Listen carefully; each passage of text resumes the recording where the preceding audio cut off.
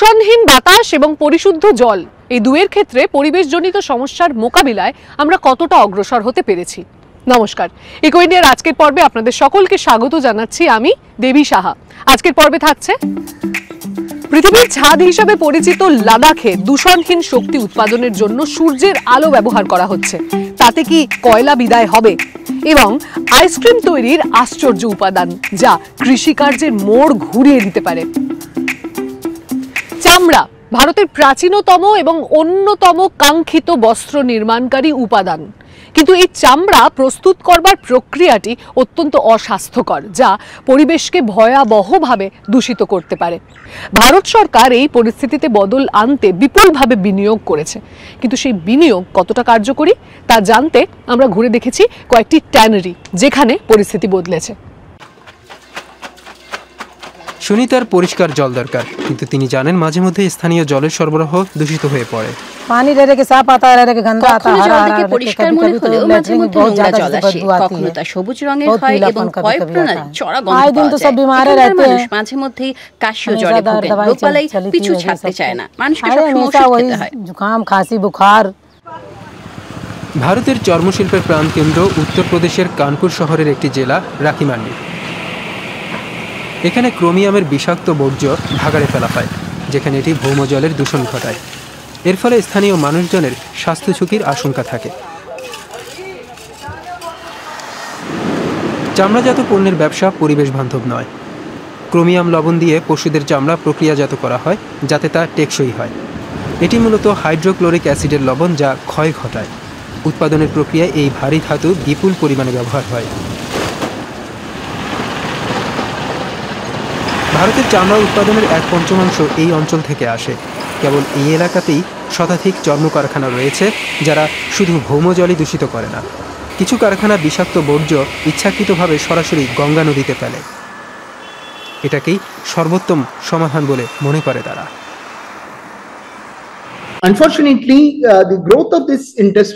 দুর্ভাগ্যক্রমে সারা পৃথিবীতে এই শিল্পের বিস্তার নদীর আশেপাশে হয়েছে, কারণ এটি সর্বকালের অন্যতম বৃহৎ জল ব্যবহারকারী শিল্পের একটি। সময়ের সঙ্গে সঙ্গে মনে করা হলো যে বর্জ্যের ঘনত্ব কমানোই দূষণ কমানোর উপায়। নদীতে কিছু পড়লে তার ঘনত্ব কমে যায়, কিন্তু জনসংখ্যা বাড়ার সঙ্গে সঙ্গে নদীর দূষণ আমাদের শহরের জলব্যবস্থাকেও দূষিত করছে। প্রতিদিন কর্মীরা স্বাস্থ্য ঝুঁকি নিয়ে কাজ করেন। তারা প্রায় কোনো রকম নিরাপত্তা ব্যবস্থা ছাড়াই কাজ করেন। ক্রোমিয়াম লবণ বা ক্রোমিয়াম 3 ক্লোরাইড চামড়ায় লাগলে চর্মরোগ, চুলকানি ও শ্বাসের সমস্যার সৃষ্টি হতে পারে। 31 বছর বয়সী ওয়াসিদ আলী নিজের জীবনের অর্ধেক সময়ই এই বিষাক্ত রাসায়নিক নিয়ে কাজ করছেন। এই লবণ আমাদের হাতের চামড়ায় ফোসকা সৃষ্টি করে। এই পোড়াগুলি দেখুন। আমাদের নিরাপত্তা ব্যবস্থা ছাড়া কাজ করতে হয়। ছোটখাটো আঘাত থেকেও বড় মাপের সংক্রমণ ঘটতে পারে। আমার এক বন্ধু সম্প্রতি মারা গেছে। সে চুন নিয়ে কাজ করত। সেটি তার ফুসফুসকে ক্ষতিগ্রস্ত করে। ডাক্তাররা বলেছেন তার যকৃতের সমস্যা তৈরি হয়েছিল। গাড়িতে উন্নাও শহরে যেতে 1 ঘন্টা লাগে। গঙ্গার তীরের এই চর্ম কারখানা 30 বছর ধরে চলছে। পরিচালন অধিকর্তা তাজ আলম উৎপাদনকে আরও পরিবেশ বান্ধব করার চেষ্টা করছেন। চামড়া থেকে পাওয়া মাংসের টুকরো ওষুধ ও প্রসাধনী প্রস্তুতকারক সংস্থার কাছে বিক্রি করা হচ্ছে, যা থেকে তারা জেলাটিন তৈরি করছেন। পশুর চামড়ায় থাকা চুল থেকে সার তৈরি হচ্ছে। এই যন্ত্র সমস্ত পদার্থকে পৃথক করার কাজে খুবই দক্ষ। এই যন্ত্র চুন জল পুনর্চক্রায়ন যন্ত্র নামে পরিচিত। চুন অপসারণের সময় বের হওয়া জলকে পুনর্চক্রায়ন ও পুনর্ব্যবহার করে। প্রতি বছর আমরা এভাবে প্রায় 600 কিলো লিটার জল সাশ্রয় করি। তিনি ট্যানিং পদ্ধতি থেকে বিষাক্ত ক্রোম লবণ ও অন্যান্য ধাতু বাদ দিয়েছেন।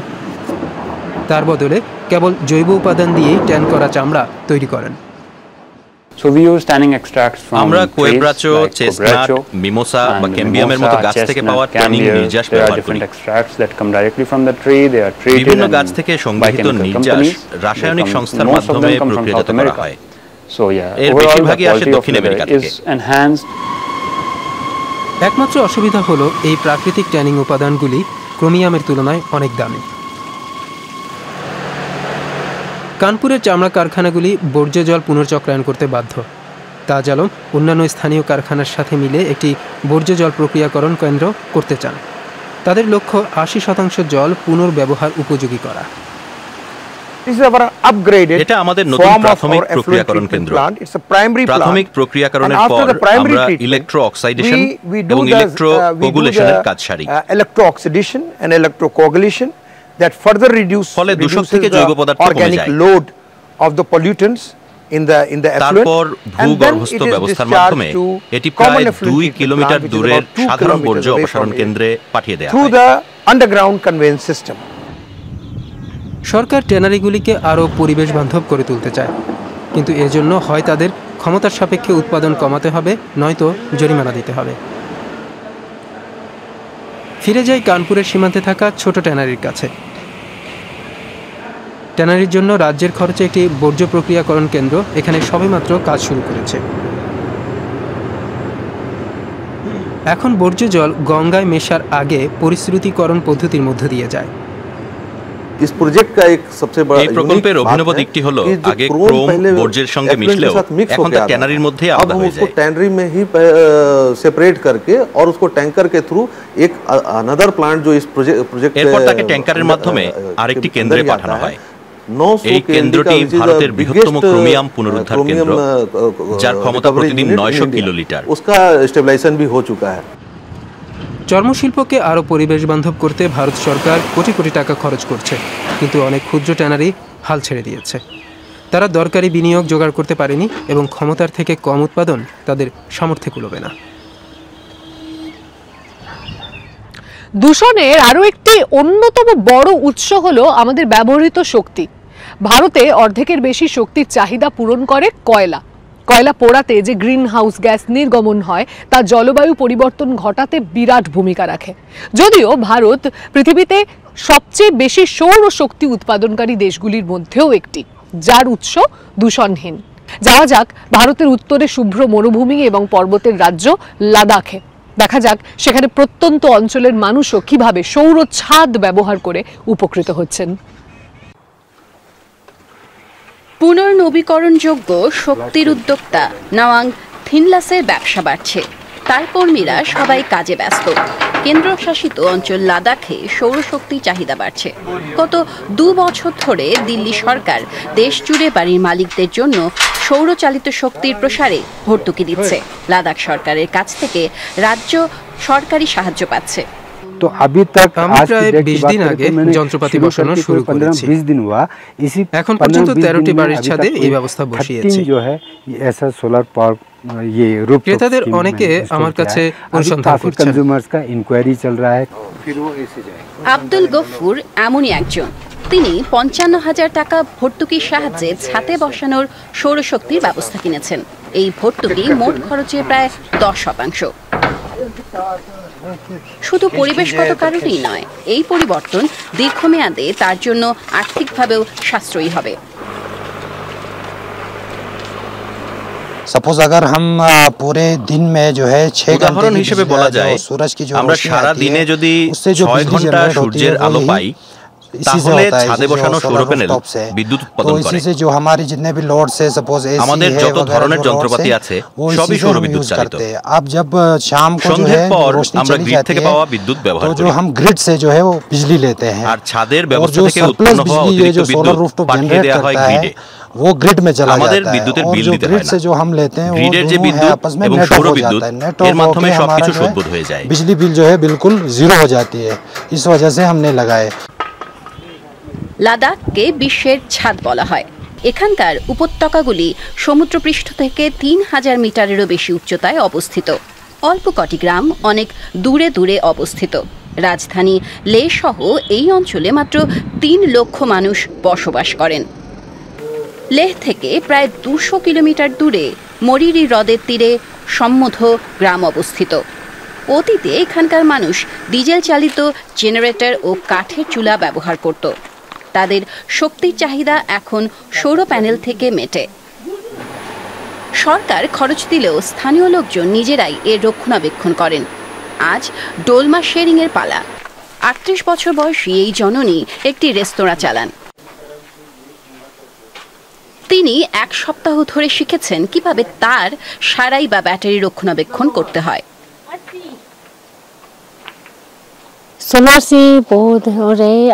সৌরশক্তি অনেক সাহায্য করেছে, বিশেষ করে রাতে। এটি পরিবেশ বান্ধব, দূষণ ঘটায় না। এখানে 13টি বাড়ি আছে এবং গ্রামে প্রায় 70 জন মানুষ আছেন। সৌরশক্তির ফলে সকলের উপকার হয়। इधर सोलर के लिए बहुत कम जल रहे हैं ना सर। 2026 সাল অর্থাৎ মাত্র 2 বছরের মধ্যে ভারত সরকার সৌরশক্তি উৎপাদনের ক্ষমতা বাড়িয়ে 40 গিগাওয়াটে নেয়ার লক্ষ্য নির্ধারণ করেছে। এর মাত্র সিকি ভাগ এখনো বসানো হয়েছে। কিন্তু লাদাখে অনেক বিদ্যালয়, হাসপাতাল ও বর্জ্য প্রক্রিয়াজাতকরণ কেন্দ্র ইতোমধ্যেই সৌরশক্তি দিয়ে চলছে। এই অঞ্চলে কৃষকেরা অনেককাল ধরেই সেচের কাজে সৌরশক্তি কাজে লাগাচ্ছেন।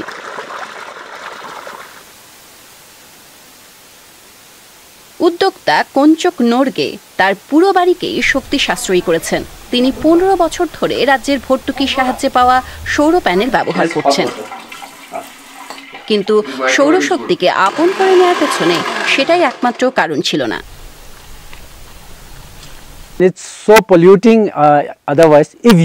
আপনি যদি কেরোসিন বা অন্যান্য জ্বালানি ব্যবহার করেন বা পার্বত্য অধিবাসীদের মতো ঝোপঝাড়, ঘুঁটে ইত্যাদি ব্যবহার করেন, তাহলে খুব দূষণ ছড়ায়। আমার মনে হয় এগুলো পোড়ানো উচিত। পাহাড়ের উপরে বাতাসের কারণে দূষণের প্রভাব অনেক বেশি ছড়িয়ে পড়ে। নতুন ভর্তুকির কারণে সৌরশক্তি ব্যবহার শুরু করা এখন অনেক সহজ। ভর্তুকির সাহায্যে আগামী কয়েক বছরে সরকার 1 কোটি ঘরে সৌরশক্তি পৌঁছাতে চায়। বছরে 300 দিনই লাদাখ রোদ ঝলমলে থাকে। উদ্যোক্তা নাওয়াং থিনলাস মনে করেন এটি সৌরশক্তি ব্যবহারের বিরাট সুযোগ। আমি মনে করি পুনর্নবীকরণযোগ্য শক্তি এমন একটি খাত যা লাদাখের জিডিপি বদলে দিতে পারে। আপনি শক্তি উৎপাদন করে অন্য রাজ্যের কাছে বিক্রি করতে পারলে লাদাখের আয় বৃদ্ধি পাবে। Public policy think tank council on energy, environment and ওয়াটারের হিসেবে ভারতে 25 কোটিরও বেশি বাড়ির ছাদে সৌরশক্তি উৎপাদনের ব্যবস্থা রয়েছে। এবার চলুন নজর দেওয়া যাক একটি প্রচলিত চিরাচরিত শক্তির উৎসর দিকে, খনিজ তেল। একসময় নিঃশেষ হয়ে যাবে ভেবে এই কালো সোনার ভবিষ্যৎ নিয়ে চিন্তিত ছিল অনেক রাষ্ট্রই। সম্প্রতি অনেকগুলো রাষ্ট্রই জীবাশ্ম জ্বালানির ওপর নির্ভরতা কমাতে প্রতিশ্রুতিবদ্ধ হয়েছে, কিন্তু তবুও এই তেলের চাহিদা বেড়েই চলেছে। এই পরিস্থিতির বদল ঘটতে কতদিন সময় লাগবে এবং তা কিভাবে সম্ভব? তেল উৎপাদন কোম্পানি শেলের ভূবিজ্ঞানী ও স্ট্যানফোর্ডের এক গবেষক 1956 সালেই বলেছিলেন বিশ্বজোড়া তেলের উৎপাদন 2000 সাল নাগাদ সর্বোচ্চ পর্যায়ে পৌঁছাবে। জ্বালানি তেল তখনই অর্থনীতির চালিকা শক্তি। অনেকে মনে করেছিলেন সর্বোচ্চ পর্যায় থেকে তেলের উৎপাদন কমতে থাকলে বিশ্বজোড়া অর্থনৈতিক মন্দা দেখা দেবে। খাদ্য ও জ্বালানির উচ্চ দাম কৃষি ও বিদ্যুৎ খাতের উপর প্রভাব ফেলবে কিনা তা নিয়েও বিতর্ক চলেছে, কিন্তু এর কিছুই ঘটেনি। তাহলে কি তেল ফুরোনোর ব্যাপারে চিন্তিত হওয়া উচিত নয়? এই প্রশ্নের উত্তর পেতে কয়েক দশক আগের কথা ভুলে যেতে হবে, কারণ আমাদের জীবনে এর মধ্যে বিশাল পরিবর্তন এসেছে। 2000-এর গোড়ার দিকে জীবাশ্ম জ্বালানি ছাড়া আমাদের জীবন কল্পনা করাই কঠিন ছিল।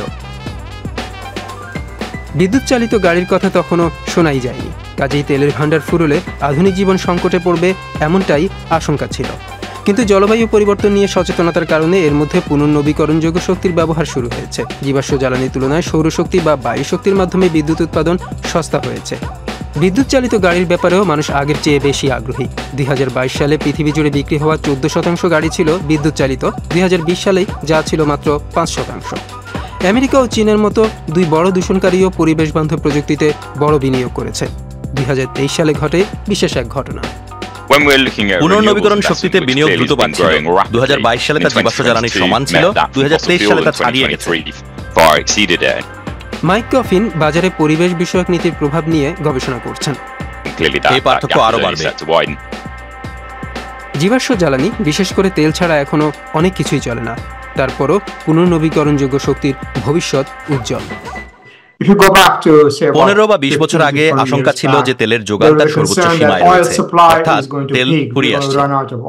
প্রকৌশলী অতুল আরিয়া স্ট্যান্ডার্ড অ্যান্ড পুয়ারের মুখ্য শক্তি কৌশলবিদ। এখন আমাদের চিন্তা ভিন্ন, আর তা হলো আমরা সর্বোচ্চ বা অপরিবর্তিত চাহিদা দেখতে চলেছি। 2023 সালের অক্টোবরে ইন্টারন্যাশনাল এনার্জি এজেন্সি একটি প্রতিবেদন প্রকাশ করে। সেখানে তেল ও অন্যান্য জীবাশ্ম জ্বালানির সমাপ্তির কথা বলা হয়, তবে এটি চাহিদার সমাপ্তি, যোগানের নয়। 2030 সালে এমন পরিস্থিতি তৈরি হবে বলে মনে করা হচ্ছে। বেশি চাহিদা ও কম যোগানের অর্থ বেশি দাম, অন্যদিকে চাহিদার চেয়ে যোগান বেশি থাকা মানে কম দাম। বিশ্বজুড়ে তেল সংস্থার কার্যনির্বাহীরা তাই এই প্রতিবেদনের বিরুদ্ধে খড়গহস্ত হয়েছিলেন, কারণ চাহিদা কমে যোগান একই থাকলে জীবাশ্ম জ্বালানির দাম কমবে এবং শিল্পের লাভ কমবে। 2020 সালে কোভিডের সময় বাদ দিলে তেলের চাহিদা প্রতি বছরই বেড়েছে। এর অর্থ এই নয় যে আমরা আর জীবাশ্ম জ্বালানি ব্যবহার করব না, বরং এর ফলে নতুন জীবাশ্ম জ্বালানি প্রকল্প গ্রহণের পক্ষে যুক্তি কমবে, কারণ আমাদের বিদ্যমান জীবাশ্ম জ্বালানির যোগান যথেষ্ট রয়েছে। জ্বালানি তেল ফুরিয়ে যাচ্ছে না এবং এখনকার সঞ্চয় ধরলে আমাদের কাছে প্রায় 40 বছরের মতো তেলের মজুদ রয়েছে। এর মধ্যে নতুন প্রকল্পগুলিকে ধরা হয়নি।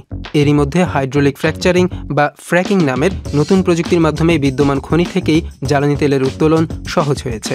এই পদ্ধতিতে পাথরের মধ্যে জল ও রাসায়নিকের মিশ্রণ পাঠালে ছোট ছোট ফাটলের সৃষ্টি হয়। সেখান দিয়ে তেল ও গ্যাস বেরোলে তাকে ভূপৃষ্ঠেই সংগ্রহ করা যায়। আমেরিকায় 2000-এর গোড়ায় ফ্র্যাকিং শুরু হয়। বর্তমানে তারা অন্যান্য দেশগুলোর তুলনায় বেশি তেল উৎপাদন করে। এর পরিমাণ এতই বেশি যে অন্যান্য দেশের উপর এর প্রভাব পড়ছে। সৌদি আরব, কুয়েত বা সংযুক্ত আরব আমির শাহীর কথা ধরুন। বাজারে অতিরিক্ত যোগানের কারণে তারা তাদের সক্ষমতার তুলনায় অনেক কম উৎপাদন করছে। অর্থাৎ একদিকে তেলের যোগান বাড়ছে, অন্যদিকে চাহিদা অপরিবর্তিত থাকছে। কিন্তু তেল সংস্থাগুলি উৎপাদন বাড়াতে অভ্যস্ত। শেল, এক্সন ও টোটাল এনার্জিসের মতো বড় তেল উৎপাদনকারী এখনও চাহিদা বাড়ার উপরেই বাজি ধরছেন। তথ্য থেকে দেখা যাচ্ছে বিপি ছাড়া সমস্ত সংস্থাই তেল উৎপাদন বাড়াচ্ছে। ফেহোল্ডার তেল সংস্থাগুলির যোগাযোগ ও দাবি নিয়ে একটি অনুসন্ধানী প্রতিবেদনের প্রধান গবেষক। টোটাল এনার্জিস বলেছিল তারা 2022 সালে তাদের বিনিয়োগের 25% পুনর্নবীকরণযোগ্য শক্তি ও বিদ্যুতে খরচ করবে, কিন্তু আপনি দেখবেন তারা সেখানে গ্যাস চালিত শক্তিকেও যুক্ত করেছে। দেখে মনে হবে তারা পুনর্নবীকরণযোগ্য শক্তির রাস্তায় হাঁটছে, কিন্তু তারা এখনও ভবিষ্যতের জন্য জীবাশ্ম জ্বালানির দিকেই তাকিয়ে আছে। যদি কোনো নীতি এই পরিবর্তনে জোর দেয় তাকে আটকানোর জন্য তারা তদবির করে, কিন্তু একই সাথে তারা জনগণকে বলে যায় যে তারা সাধ্যমতো কাজ করছে। রাশিয়ার রজনেফট বা সৌদি আরামকোর মতো রাষ্ট্র মালিকানাধীন তেল উৎপাদক সংস্থাগুলিও জীবাশ্ম জ্বালানির ভবিষ্যতের উপর বাজি ধরছে। যদিও এমন অনুমোদিত প্রকল্পগুলি হয়তো ভবিষ্যতে কোনোদিনই লাভজনক হবে না। নতুন খনিতে পরিকাঠামো তৈরি করে খনন শুরু করতে বহু বছর লেগে যায়। পরিবর্তন পর্যায়ে বা তেলের দাম পড়ে গেলে কিছু দেশের গোটা বাজেটের 30 থেকে 40% ঝুঁকিতে পড়ার আশঙ্কা আছে। এই দেশগুলির অর্থনীতিতে বিরাট প্রভাব পড়বে। এই প্রভাব সরাসরি নাগরিকদের উপরেও পড়তে পারে। পৃথিবী জুড়ে অনেক পেনশন ফান্ড বা জনগণের অবসর ভাতার অর্থ তেল ও গ্যাসে বিনিয়োগ করা আছে। এই সংস্থাগুলি সমস্যায় পড়লে লক্ষ লক্ষ মানুষ বৃদ্ধ বয়সে অর্থনৈতিক অনিশ্চয়তার মুখে পড়বেন। জ্বালানি তেলের এই অন্তিম লগ্নে পুনর্নবীকরণযোগ্য শক্তিতে বিনিয়োগ করাই অর্থনৈতিকভাবে বুদ্ধিমানের কাজ। সেগুলি সস্তা, তাছাড়া ভবিষ্যতে নতুন প্রকল্প বাতিল হওয়ার বা অলাভজনক হওয়ার ঝুঁকিও কম। এর সবকিছুই আমাদেরকে জ্বালানি তেল থেকে দূরে সরতে সাহায্য করবে, কিন্তু রাতারাতি তা হবে না। কারণ ভবিষ্যৎবাণী অনুযায়ী আরও বেশ কিছুদিন আমাদের জীবাশ্ম জ্বালানির উপর নির্ভর করতে হবে। বায়ু বা সৌরশক্তি না চললে সেগুলি থেকে শক্তি উৎপাদন করা হবে। জীবাশ্ম জ্বালানির ব্যবহার থামাতে গেলে শক্তি সঞ্চয় ও পরিবহনের ক্ষেত্রেও উন্নতি ঘটাতে হবে। যত বিনিয়োগ হবে পুনর্নবীকরণযোগ্য শক্তির, ততই উন্নতি হবে। এই পৃথিবীতে বেঁচে থাকতে গেলে আমাদের অবশ্যই তার দরকার পড়বে, কিন্তু আমরা সেই পথে রয়েছি। তবে সম্পূর্ণ পরিবর্তন কখন হবে সেই প্রশ্নই আমাদের করতে হবে। তেলের সঞ্চয় ফুরোনোর ব্যাপারে চিন্তা করার বদলে আমাদের ভাবতে হবে আমরা অনেক বেশি তুলছি কিনা।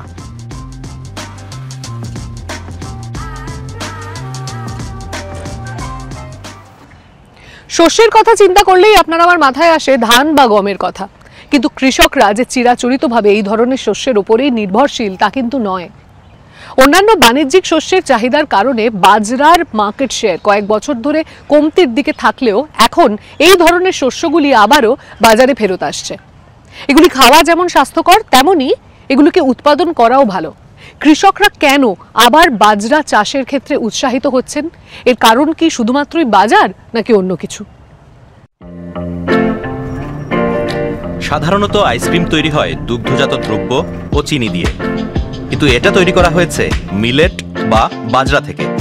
আজকের যুগের গম ও ভুট্টার মতো ফসলের পূর্বপুরুষ বাজরা, যা নানা ধরনের হয়। இது வந்து குதிரைவாலி தானியம், এটি இது வந்து இரும்பு சோளம், মিলেট, এটি இது வந்து ফক্সটেল திணை, মিলেট, இது এবং வந்து এটি কোকো வரகு. মিলেট। வரகு தான் இந்த যা এই பகுதிகளில் অঞ্চলে அதிகமாக সবথেকে বেশি চাষ பயிரிடப்படுற হয়। ஒரு தானியம். கடந்த 40 வருடங்கள்ல சிறுதானியங்கள் শেষ 40 வந்து বছরে கொஞ்சம் கொஞ்சமா বাজরার மறைஞ்சிட்டு চাষের পরিমাণ வந்திருக்கு. অনেক কমে இந்த গেছে। ஏரியால பெரம்பலூர் এই மாவட்டத்தில் অঞ্চলে பெரும்பாலும் ও மானாவாரி ভুট্টার চাষ பகுதிகளில் জমি பார்த்தீங்கன்னா দখল করে பீட்டி নিয়েছে। பருத்தியும் மக்காச்சோளமும் தான் வந்து பயிரிடுறாங்க. এর ফলে விதையில இருந்து விற்பனை বাজারের উপর வரைக்கும் অনেক எல்லாமே বেশি மார்க்கெட்டை নির্ভরশীল நம்பி হয়ে தான் পড়েছেন। வந்து விவசாயிகள் இருக்க வேண்டிய சூழல் இருக்கு.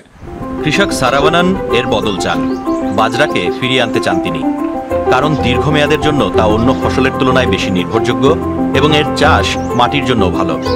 বাজরা চাষে কম জল লাগে এবং এর পুষ্টিগুণও বেশি। বাজরা চাষ ছড়িয়ে দিতে এবং অন্য চাষিদের সহযোগিতার জন্য তিনি নামালবার organic millet farmers producers organisation নামে একটি সমবায় শুরু করেছেন। இயற்கை வேளாண்மை முறைகளை வந்து সমস্ত முன்னெடுக்கணும். কৃষককে বাজরা சிறுதானியங்களை চাষ করতে হবে ஊட்டச்சத்து এবং மிக்க পুষ্টিকর சிறுதானியங்களை খাদ্য விளைவிச்சு মানুষের কাছে পৌঁছাতে அதை হবে। வந்து এটাই அவங்க আমাদের வந்து মূল உட்கொள்ளணும் মন্ত্র। அப்படின்ற அடிப்படையில் প্রাথমিকভাবে আমরা ஒரு 7 জন 5 কৃষককে 5.5 একর ஏக்கர் জমিতে 7 মিলেট চাষ விவசாயிகள் ஒரு করতে 5.5 চাই। ஏக்கர்ல ஆரம்பிச்ச আজ আমরা 100 முயற்சி একর জমিতে இன்னைக்கு வந்து সেই ஒரு চাষ 100 করছি। ஏக்கருக்கு மேல শুরুতে আমরা இங்க নানা போடுறோம். গ্রামে விவசாயிகளுக்கு இதை ছড়াতে பத்தி সভা புரிய করতাম, வச்சு அவங்கள কিন্তু வந்து আজ இன்வால்வ் பண்ண কৃষকেরাই ஆரம்பிச்சு সেই இப்போ কাজ விவசாயிகள் அவங்களாவே வந்து முன் வராங்க. সারাওয়ানানের সঙ্গে আমরা একটি খামারে গিয়েছি। আগে অর্থকরী ফসলের জন্য তারা বৃষ্টির উপর নির্ভরশীল ছিলেন। বৃষ্টি ঠিকঠাক হলে ভালো ফসল মিলত, নয়তো ক্ষতির মুখে পড়তেন কৃষক বানুমতি। তাই নির্ভরযোগ্য কিছু চাষ করতে চাইছিলেন তিনি। খুব বেশি আয় না হলেও মেনে নিতে রাজি তিনি। இது பாத்தீங்கன்னா இருங்கு சோளம். இது இந்த கொல்லை ஃபுல்லா விரைச்சிருக்கோம். இது வந்து சாப்பாட்டுக்கும் யூஸ் பண்ணிக்கலாம். ஃபுல்லா விரைச்சிட்டோம்னா இடையில இடையில மாட்டுக்கும் நாங்க சத்துள்ள பொருள் கட்டை கருது வைக்கிறதுக்கு முன்னாடியே இடையில இடையில கட்டையா எடுத்து மாட்டுக்கும் யூஸ் பண்ணிப்போம். பால் நல்லா கறக்கும், மாட்டுக்கு சத்துள்ள பொருள். இது நல்லா பயிர் விளைஞ்சதுக்கு அப்புறம் அரைச்சி சாப்பாட்டுக்கும் சாப்பாடு செய்யலாம், உப்புமா செய்யலாம், பொங்கல் பண்ணலாம், சாப்பாட்டுக்காக எல்லாமே செய்யலாம். எல்லாருமே சாப்பிடலாம், சின்ன குழந்தைங்கள்ல இருந்து பெரியவங்க வரைக்கும் எல்லாருமே சாப்பிடலாம். இப்ப ஆர்டினரி எங்க ஊர்ல நாங்க போட்டு நாங்க அரைக்கிற வாசி இந்த வாட்டி பாத்தீங்கன்னா தீபாவளிக்கு எங்க வீட்டுல எல்லாம் முறுக்கு, லட்டு உருண்டை, பிஸ்கட் எல்லாமே செய்வோம் நாங்க। বানুমতি সহ অন্য নারী কৃষকেরা একসঙ্গে কাজ করেন। সরাসরি সমবায়ে তাদের পণ্য বিক্রি করেন, যা পরবর্তীতে প্যাকেটজাত করে বিভিন্ন শহরের ক্রেতাদের কাছে বিক্রি করা হয়। তারা সাফল্যের মুখ দেখছেন, কারণ শহরাঞ্চলে বাজরা ক্রমশ জনপ্রিয় হচ্ছে। இப்போ நாங்க வர்க்கிங் விமன் தான் இருக்கிறதுனால ஜெனரலி இஃப் யூ see இதெல்லாம் மில்லட்ஸ்லாம் வாங்கி அரைச்சு அத ரோஸ்ட் பண்ணி அரைச்சு சில்ட்ரனுக்கு கொடுக்கிறது ரொம்ப கஷ்டம். சோ இந்த மாதிரி when they sell it as powders சகாலேர் খাবার বানানো সহজ করেছে। மார்னிங் வந்து டாஸ்க் ரொம்ப ஈஸியா இருக்கு, ஒரு சாட்டிஸ்ஃபேக்ஷனாவும் இருக்கு that children are having healthy food। UN 2023 সালকে মিলেটের বছর বলে ঘোষণা করেছে, কিন্তু কৃষকদের কাছে একে অর্থনৈতিকভাবে আকর্ষণীয় করে তুলতে আর অনেক কিছু করা দরকার। কেননা অর্থকরী ফসলের তুলনায় মিলেটের চাষ লাভজনক নয়। তবে আশার কথা, কোনো কোনো কৃষকের কাছে ভিন্ন গুণের কারণে মিলেট জনপ্রিয় হচ্ছে। சிறுதானியங்கள் வந்து ரொம்ப எல்லா விதத்திலும், அதாவது நம்ம இன்னைக்கு வந்து கிளைமேட் ரெசிலியன்ட் கிராப்னு சிறுதானியங்களை சொல்றாங்க. லாங் டர்ம்ல ஃபுட் செக்யூரிட்டிக்கு வந்து சிறுதானியங்கள் ரொம்ப முக்கியமான பங்கு வகிக்குதுன்னு சொல்லி யுஎன் உட்பட பல அமைப்புகள் வந்து அதை பேசுறாங்க. அதனால உணவு தேவையை பூர்த்தி பண்றது அப்படின்றது கண்டிப்பா சிறுதானியங்களால முடியும். ஊட்டச்சத்து குறைபாட்டை அட்ரஸ் பண்றதுக்கும் சிறுதானியங்கள் ஒரு முக்கிய பங்கு வகிக்கும். அரிசிக்கு இப்ப எப்படி ஆதரவு இருக்கோ, கோதுமைக்கு எப்படி ஆதரவு இருக்கோ, அதே போல சிறுதானியங்களுக்கு அரசாங்கத்துடைய ஆதரவு இருந்தது அப்படின்னா பரவலா வந்து சிறுதானியங்கள் பயிரிடப்படும். மக்கள் தாராளமா சிறுதானியங்கள் பயிரிட்டு கொடுக்கறதுக்கு நிறைய வாய்ப்பு இருக்கு। এই অঞ্চলের কৃষকেরা চিরাচরিত কৃষিতে ফিরে যাচ্ছেন। এটি সফল হলে বাজরার প্রত্যাবর্তন ঘটবে। কৃষকেরা বেশি ভরসাযোগ্য ফসল পাবেন এবং ক্রেতারাও স্বাস্থ্যকর খাবার খাওয়ার সুযোগ পাবেন।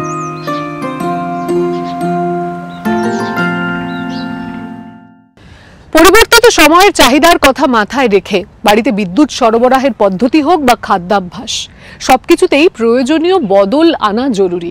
এই বিষয়ে আপনি কি চিন্তা ভাবনা করছেন বা কোন ধরনের প্রতিবেদন আপনাকে সবচাইতে বেশি অনুপ্রাণিত করছে তা আমাদেরকে ইমেলে লিখে জানাতে পারেন অথবা সোশ্যাল মিডিয়ায় আমাদের সঙ্গে সরাসরি যোগাযোগও করে জানাতে পারেন। আজকের মতো এই পর্যন্তই। আবারও দেখা হচ্ছে ইকো ইন্ডিয়ার আগামী পর্বে, আগামী সপ্তাহে নতুন কোনো বিষয় নিয়ে। ততদিন ভালো থাকবেন, সুস্থ থাকবেন। নমস্কার।